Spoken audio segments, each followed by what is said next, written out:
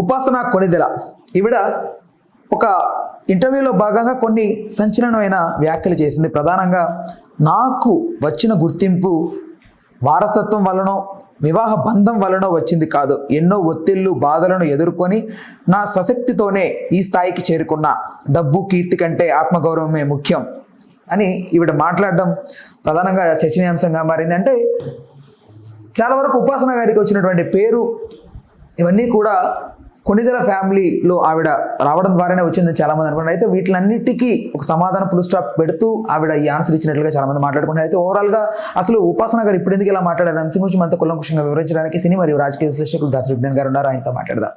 నమస్తే అన్న.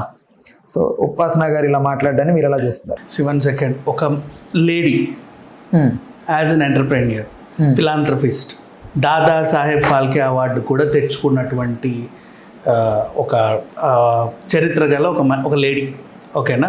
నవ్వు ఆవిడ ఏదో యూట్యూబ్లో నీకు కనపడింది, ఏదో చిన్న వంటలు చేసింది, చూపించావు. ఏంటి వంటలు అంటే చాలా తేలిగ్గా ఉండేవి, అంటే ఎక్కువ ఆయిల్ లేకుండా, మరీ ఎక్కువ ఉప్పు కారాలు లేకుండా, అంటే ఆరోగ్యానికి అవసరపడి ఇంకా ఆరోగ్యాన్ని రెట్టింపు చేసేవి.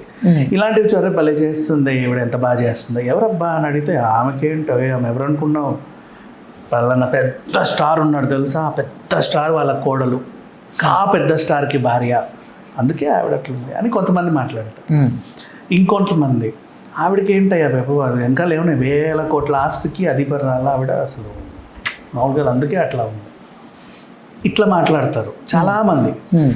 అయితే అలాంటివి విన్నప్పుడు ఇలాంటి వాళ్ళు స్పందించక తప్పదు, స్పందించాలి కూడా. Because people should know them. Reason, ఇప్పుడు నేను మాట్లాడేది ఉపాసన గారి గురించి. ఈవిడ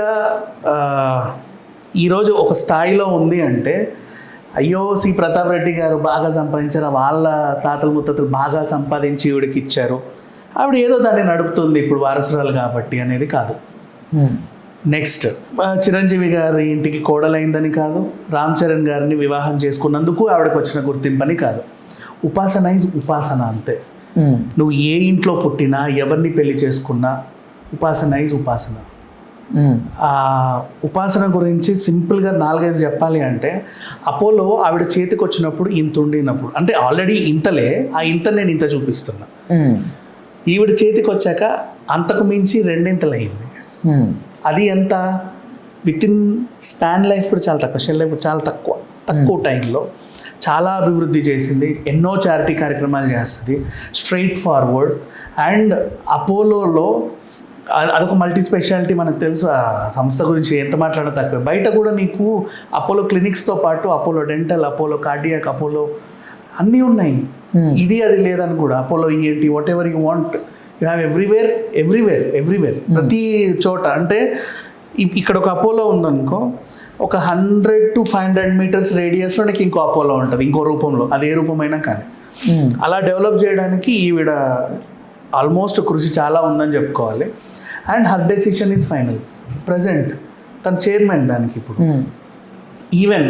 ఈవెన్ కొంచెం పక్కన జరిపేస్తే, వీళ్ళింటికి వచ్చిన కోడలు, వీళ్ళ అమ్మ, ఈ సంస్థకు వచ్చిన కోడలే కదా ఈవిడ కూడా. తనకంటూ కూడా ఒక సపరేట్ ఐడెంటిటీ ఉంది. ఉపాసన వాళ్ళ అమ్మగారికి కూడా. She also well educated, highly knowledged. ఇంకా ఎంత చెప్పినా తక్కువే. నేను చాలా తక్కువ చెప్తున్నాను అనిపిస్తుంది. అంటే ఇంకా చెప్పాలంటే వాళ్ళ గురించి మాట్లాడే అర్హత కూడా నాకు లేదు, అంత ఉంది మాట్లాడుకోవడానికి మనుషుల గురించి చెప్పాలి అంటే.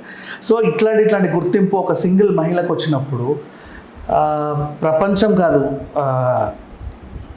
నీకు మన ఇండియాకి గర్వించదగ్గ స్త్రీలో ఒకటి, ప్రపంచంలో ఉన్న ఆల్మోస్ట్ టాప్ స్త్రీలు పురుషులు కలుపుకున్నా కూడా టాప్ మోస్ట్ బిజినెస్ పీపుల్లో టాప్ ఫిగర్స్లో ఉంటారు వీళ్ళు ఎప్పుడు, మార్కెట్లో కానీ ఎక్కడైనా కానీ. అండ్ రెప్యుటేషన్లో కూడా, నాట్ ఓన్లీ మార్కెట్లో ఉండడం వేరు, రెప్యుటేషన్ కూడా కాపాడుకోవడం వేరు. ఇప్పుడు for example Adani, some people ఉన్నారు, వాళ్ళ మీద సమ్ టైమ్స్ కొన్ని ఎలిగేషన్స్ వస్తాయి. సమ్ టైమ్స్ ఇప్పుడు అంబానీ బ్రదర్, సమ్ టైమ్స్ కొన్ని ఎలిగేషన్స్ వస్తాయి, సమ్ టైమ్స్ వెళ్ళి అట్లా సిచ్యువేషన్స్ ఎదుర్కొంటూ ఉంటారు.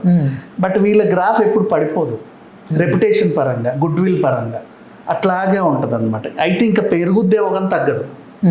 అంటే ఆ type of people, health conscious ఎక్కువ. వీళ్ళకి అపోలో సంస్థ అంతున్నా కూడా, మొన్న ఒక చిన్న ఇంటర్వ్యూ, ఒక ఎగ్జాంపుల్ చెప్తా. ఒక యాంకర్ ఆవిడని అడిగింది, మీ పాపకి ఏం ఫీడ్ చేస్తారండి అని.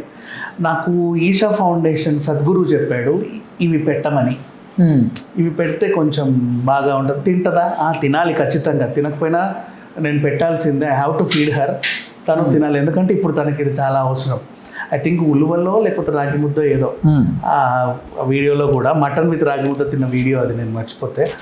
సరే, ఎందుకు ఈ ఎగ్జాంపుల్ చెప్పనా, అంత పెద్ద అపోలో మొత్తం ఆ సామ్రాజ్యానికి అధినేత్రి. అలాంటిది నీ పాపకి ఏం తిండి పెడుతున్నావు అంటే పలానా ఆయన చెప్పాడండి ఇది పెట్టమని అని అంత ఓపెన్ ఎవరు చెప్పరు. అది డౌన్ టు ఎర్త్ క్యారెక్టర్ అంటే. మాకు తెలుసు కదండి మా దగ్గర అసలు మేమేంటి, మా చరిత్ర ఏంటి, మేము తలుచుకుంటే ఏదైనా అంటే world's top most equipment, top most doctors maintain చేసే వీళ్ళు ఒక సద్గురు అంటే ఐఎమ్ నాట్ డౌన్ చేయాలని కాదు, బట్ ఆయనకి ఇచ్చి రెస్పెక్ట్ ఇచ్చి బిడ్డని రైట్ అది అంటే తను తలుచుకుంటే ఎన్ని ప్రోటీన్స్ పెట్టొచ్చు, విటమిన్లు పెట్టొచ్చు, అసలు డైలీ ఒక సపరేట్ టీంని పెట్టొచ్చు ఆ బిడ్డకి, ఏ రేంజ్ పోషకాలు ఇవ్వచ్చు. అసలు ప్రపంచంలోనూ ఒక అరుదైన బిడ్డలా పెంచవచ్చు తలుచుకుంటే, అంటే ఆ లెవెల్ పోషకాలు ఇచ్చి. అవి ఏం లేవు, ఆయన చెప్పాడు అంతే, ఇంత ఇది పెట్టమని, నేను అవే ఫీడ్ చేస్తున్నా.